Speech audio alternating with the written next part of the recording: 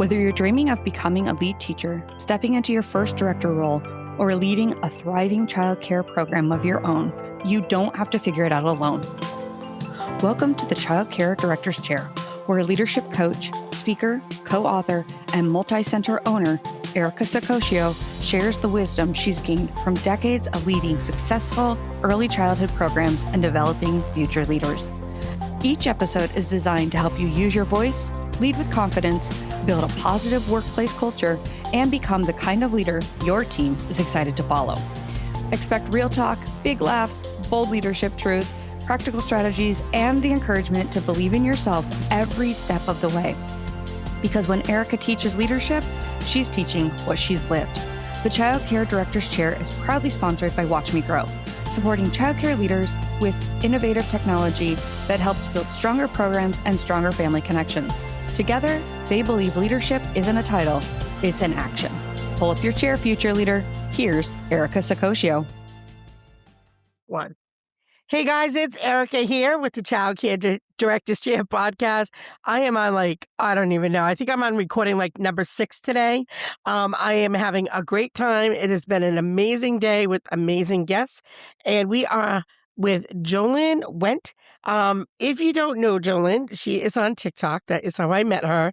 Her content is just so real and so Erica. I was you have to come on my show. So she is actually at work right now. I'm looking at her at her desk, but she took some time out of the day. Is this your lunch break there? Yeah, if I take a lunch break. Yeah. So tell folks a little bit about yourself and how long you've been in the field. So my name is Jolynn, not Jolene like the Dolly Parton song. I get that often. So I have been in the childcare field going on 12 years now. I actually started when I was 16, and I just turned 30 this year. So I've been in it for quite some time. I've left a couple times and then come back because I'm addicted to the chaos that is the childcare industry. How did you start? Did you know somebody who worked at a center or was it a family member? So I have 5 siblings. So I actually am up to 11 nieces and nephews now. So I've always been considered the baby whisperer, if you want to call it that. I was always the one with the younger ones. And then I actually started working with a family, a child that had special needs while I was in high school. And they recommended looking at helping out at a local in-home daycare. So I started helping out there, got interested in it. Kids kind of just gravitate towards me. And then once I went off to college, that's when I started working at the campus childcare and then a mom and pop childcare, and it's just stemmed from there. Okay. And so the center you're at now, do you own it or are you a director?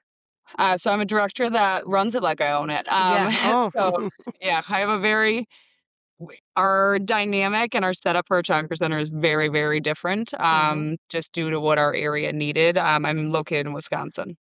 Okay, awesome. So let's talk about what does a day-to-day look like for a child care director? This is for our friends who are just getting in the field. What's your day-to-day look like? There is never a day that is the exact same, ever. I like to pretend that I have a schedule for what I'm doing every day, and then you get in and 5 to 10 to 15 small little fires pop up, and your whole schedule is rerouted. So a lot of what my daily tasks are is trying to keep our bigger projects moving forward. I do a lot of more visionary work now, thanks to the structure I have in place with my childcare team. But my start to my day looks like greeting all of my team. That's the first thing I do when I get in. And then from there, you never really know what you're up against. It could be happening in a classroom. It could be covering a bathroom break. It could be working on finances, budgeting that is constantly happening, planning, scheduling, all those things that are unseen kind of behind the scenes. So I love that you said I get to work on the visionary work. Talk a little bit about that. So I think in a lot of childcare programs, depending on how they're structured, a lot of directors are still doing a lot of the daily operation work, which I still have a hand in a majority of it, but I have built a different structure in my team So Mhm. that way I can kind of step away from that and do the bigger picture things. So I'm working on like a county initiative to try to solve childcare in our rural area, which is hopefully going to happen. But I'm for our program, like anything that we can do to improve the program, meet quality standards better. Do we get different accreditations? Um, really adjusting any problems that we might have or improvements, like website planning, social media planning, Mhm. um, any activities, events, community events we can do, networking, all of that is really the visionary stuff that I get to have a huge Yeah. hand in. Anything related to younger children just gets defaulted to me in my community now. So That's a I good also do place a to lot. be. Yeah. That's a good place to be for sure. What would you say in your mind what a perfect day would look like for you?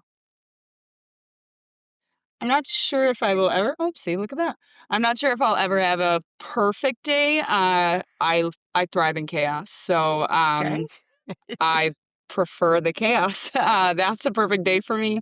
In order for me to consider a perfect day as a childcare director, it would be my team. My team would have to feel like they had a great day, and if they had a great day and the day was running smoothly for them, then to me, I had a perfect day, no matter if I got everything done on my to-do list or not. Yeah.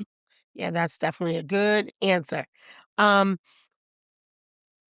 what was the hardest thing when you first started being a director? What was the hardest thing to maybe overcome or just maybe it was a personal attribute that you just couldn't get over, or maybe it was a skill set? What was it when you first started?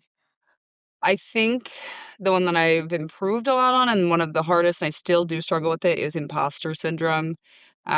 Being as young as I am, I was 25 years old when I started as a director here, and I built the program from the ground up. So I had women that were, twice my Mm, age working for me. And then I had parents that were much older than I was, and I didn't have any kids, and what did I know? So dealing with that imposter syndrome constantly, that you feel like you're just not doing enough and you're not doing it right. And who gave me this permission? Like I still feel like I'm 17 some days. So I'm like, who is giving me the authority to do this? So I've overcome a lot of it, but I still struggle with it daily. yeah. I think I started at same age as you, 26, and very similar situation. Um, but I think sometimes age aside, I still know directors that are much older than that who still second guess themselves because we are constantly called into question, right? Either it's a licensing worker, it's a parent, it's a staff member. Every decision we make, like somebody isn't happy with it, right? So you have to kind of get over that and just be like, this is the decision I made. This is what I feel is the best course of action. And at some point, you got to make a decision. If it isn't the right one, you apologize, you pivot, and you move on. I mean, Yep. right? I That's did overcome. the best you can do. For somebody who's been in the field a long time and maybe feels like they're on their way out or they just feel like it's not as exciting anymore, what would your advice be to them?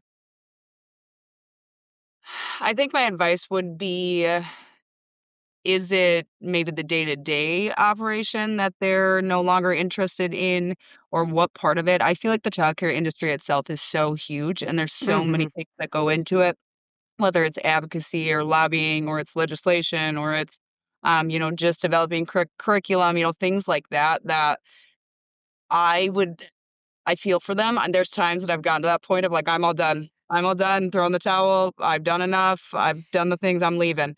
And then I'm like, "Yeah, you couldn't do anything. I can do other things, I just don't want to." So, Yeah, I think my advice would be to see if there's another format that can still help the childcare industry, if they're still connected that much, or really focus on helping leaders, which is very similar to what you're doing, because there's, like, next to no guidance for childcare leadership yeah, at all, and if they're a successful director, a successful person in childcare, and they want to share their skill sets, like, I feel like we should be doing this more of collaborating and helping each other. absolutely.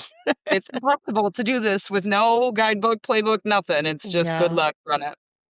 Yeah, I couldn't agree with that more. It's funny because in our state, I'd say probably maybe like 3 years ago, I got introduced to the whole leadership framework, and I saw this. Are you familiar with that document? Yep. Okay, so when I saw this thing, I was like, where was this when I was 25 years old? I'm like, this is the best document I've ever seen. And I'm sure every document there'll be things that could be improved on as you go forward, but there was no roadmap like 20 years ago. There was no, it was like, you were a good teacher, you showed up all the time. Guess what? Now you're management. No background in anything to do with business, right? And that still happens today, but not as frequently. Now, there's some courses out there that are specific for childcare management and leadership. Yep. Let's talk about licensing. How do you feel? What are the best strategies for folks to really be able to have a good handle on compliance and licensing? I think licensing is really a buzzword in childcare. I'm going to be honest. Yes, it's the cornerstone of your whole everything. It's how you stay compliant.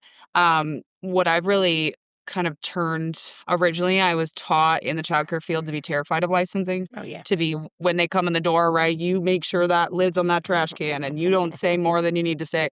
Um, and since I actually built this program and worked with the licensors from the very beginning, Mm-hmm. I have realized how important it is to establish a relationship with your whether it's your licensor, other licensors, Mm-hmm. um, and realize that licensing is not there to get you in trouble all the time. And that's Mm-hmm. not their goal, but they do compliance is what they have to do. And I don't think that there's any director or leadership in childcare that will be able to fully know every single rule in the licensing rule book. You won't.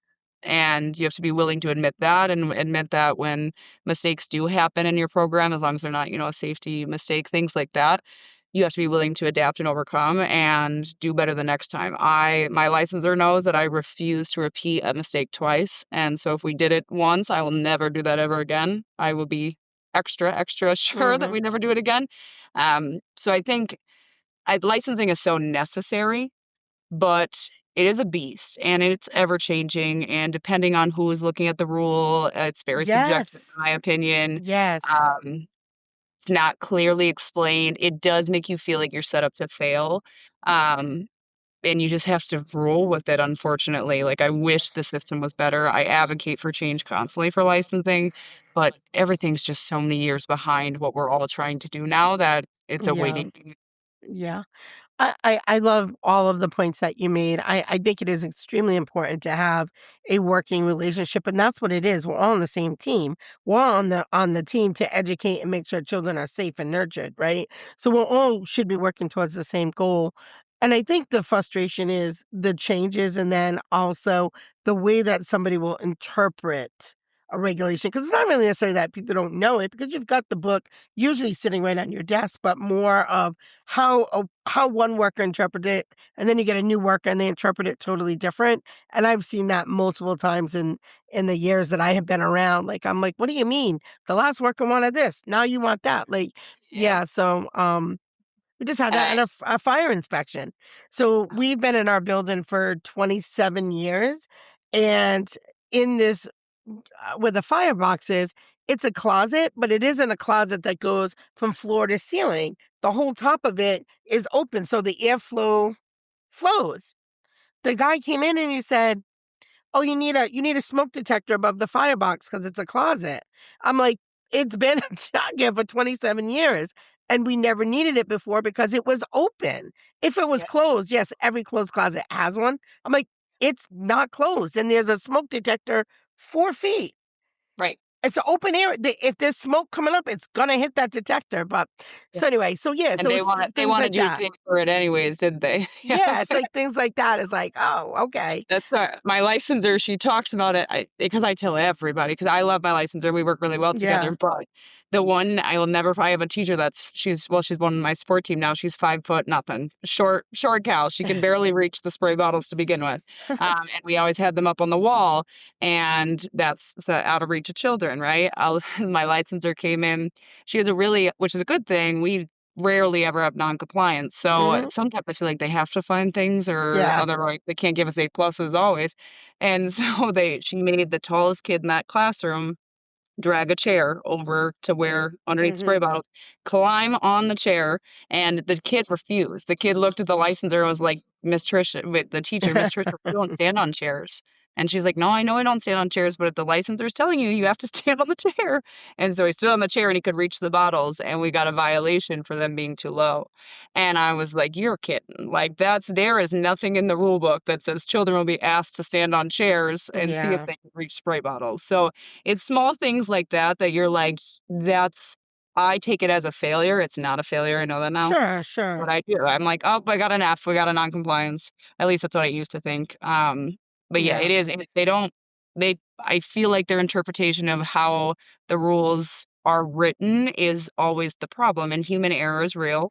Yeah. And sometimes you just gotta be willing to be loud enough about it, which unfortunately for licensing I am. I don't think she'll ever ask any other center to do that ever again Yeah. because everybody in my area, I'm like, don't let kids stand on chairs. Yeah, right. I know. Um, so what about parents? Let's talk about parents. Um, the pros and the cons, your best tips, what to do, what not to do. Parents, I I actually my bachelor's degree is in business. So everything I was taught was that you are pleasing the customer. Hmm. Everything is, customer, customer, customer. Working in childcare has kind of reversed that for me. Yes, the goal is to show the quality that we're giving and the care that we're giving, and you want parents to be happy, right? But at the end of the day, parents will always find something because you are working with their, you know, everything. You are working with their whole world and you get to see them all day. And I don't ever think it's like a negative thing, but kind of envy sometimes that like we get to Yeah. see their kids all day and they have to go to work There's and some guilt. There's a little bit of guilt. feel. Yeah. Yep. So what I've learned with parents is what they really want most is transparency. Yeah. They really want to just know what is going on, what is happening. Like for example, the state of Wisconsin has a bunch of grant funding that it got cut in half and then it just ended. And so like tuition raises have to go up. Parents would have been irate if I just said, hey, we're raising tuition. And they said, so instead, I spelled it all out. I put all the details, the grant funding, like if they wanted to read it, they'd read it. And I had so many parents say thank you for being that transparent because they wanted to know where where's the tuition raise going to, what's it going to help fund. And that's what parents want. They want transparency. They want connection. They don't want to feel like it's an institution. Um, and parents also really need boundaries. I think that's a thing that I wish more childcare professionals would really focus on is you gotta put boundaries up with Hmm. parents.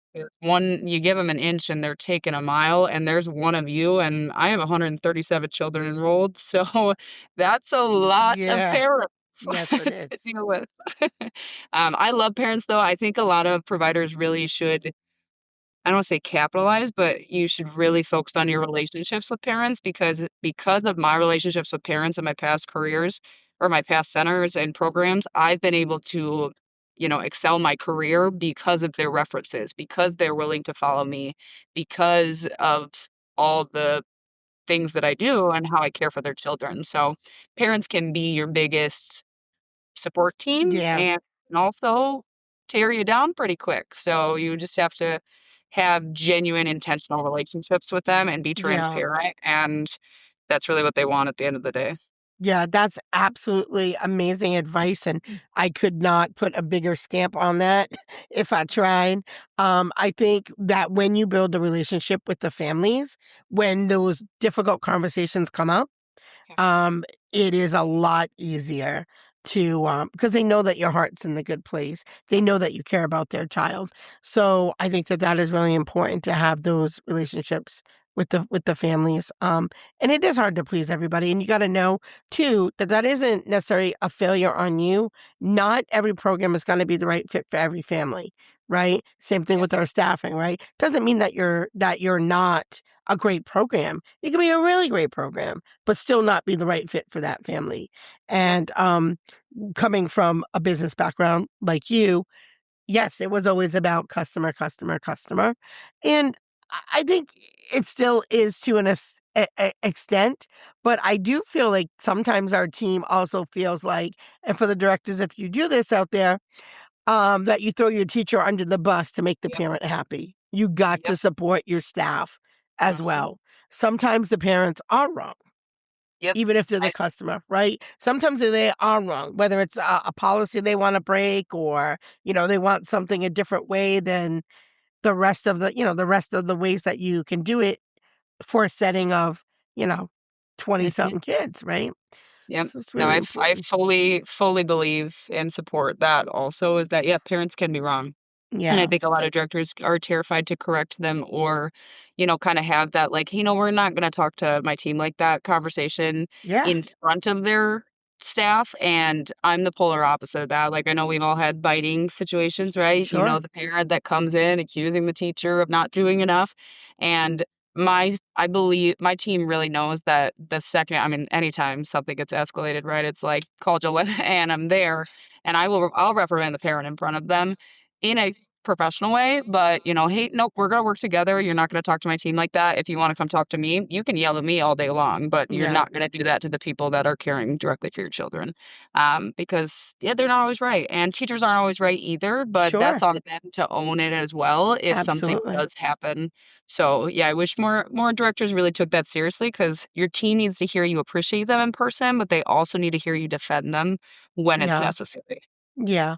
And I love that you brought up accountability too. And I think, again, I think that comes from building a strong team where they feel like not only that you have their back, but that you have a high standard and that we're gonna raise the team to that standard. We're not gonna, accept, not doing the right thing, the best of our human abilities. So what made you hop on to TikTok and just start talking to directors?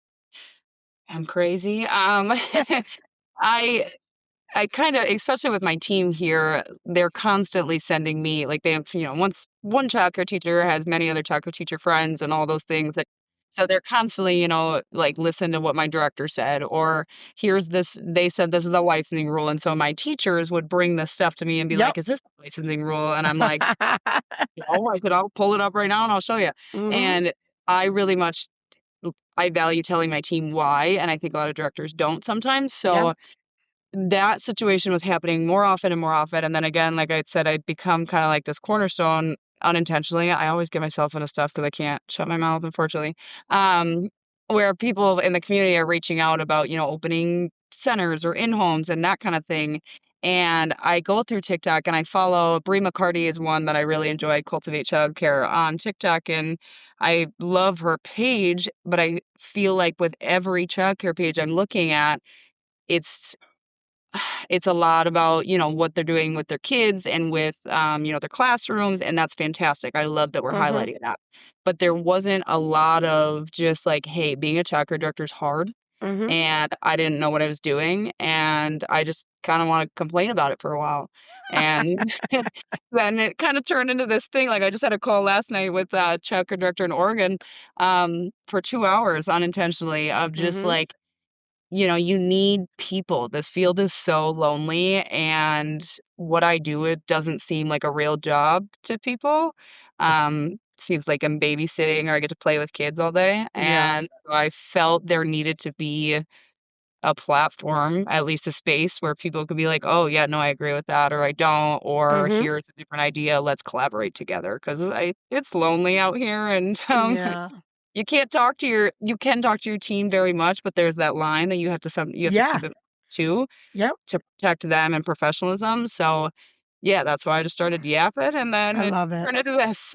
I love it. I love it. I really do because I do believe directors, they really do need a place where they can go because sometimes you can't really go to the owner and sometimes you can't go to your staff. And so nobody really understands it. Like I hate to say the word middle management, but that's Yep, what it is, right? You're in between everybody and you've got all these competing needs, pulling you in a thousand different directions. And sometimes it's just like, well, what about me?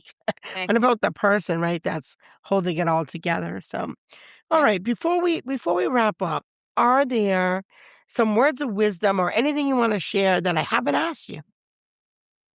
Mm, I think one of the things that reoccurring, and I'm sure you've experienced this, it comes up with my team often of I get the question of, "Is this what I wanna be doing forever? And what do I wanna do with my life?" And, like, we're like what they're doing right now as early childhood professionals or childcare professionals, Mhm. what they're doing right now is not enough. Uh-huh. And for anybody that's related to childcare in any form that's had that thought, I've had that thought of like, Mhm. maybe I need a big girl job. This is your big girl job, right? Mhm. You have some of the most important jobs that anybody would ever have if they realized what they did all day, and you are literally building your community's little humans. You're building the people that are going to eventually be adults and be able to build in your community and do amazing, beautiful things. So that's a big deal, and you are doing your job, and it's important. And yes, it's important to provide quality care for children always, and have relationships with families always. Um, but the actual work itself, it's a real career. It's a real job. And Yeah. I think more people need that reminder that it doesn't always have to be just a stepping stone to the next thing. It can be, this is your passion, this is what you're doing. I love my job. I also struggle with it every day, but I love it anyways. And Mhm. so I think that's really all that I would like others to know is you can love childcare. It's okay. We don't have to hate it. Yeah.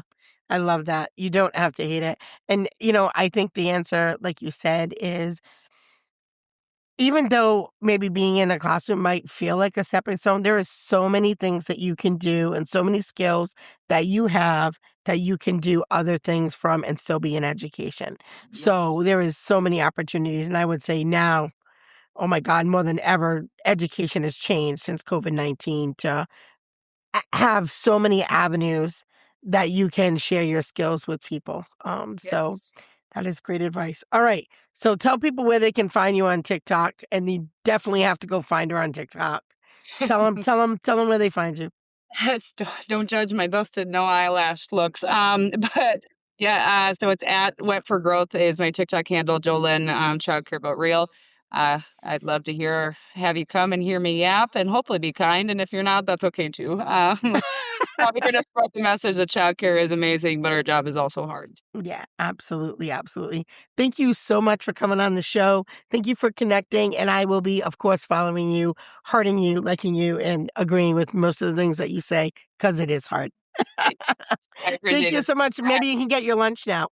Yeah, my lunch is Red Bull. I'm sure many of us Oh, no. experience. So thank you so Have a much. great day. To our listeners out there, thank you for tuning in day after day. You know I love you, and I'll see you tomorrow.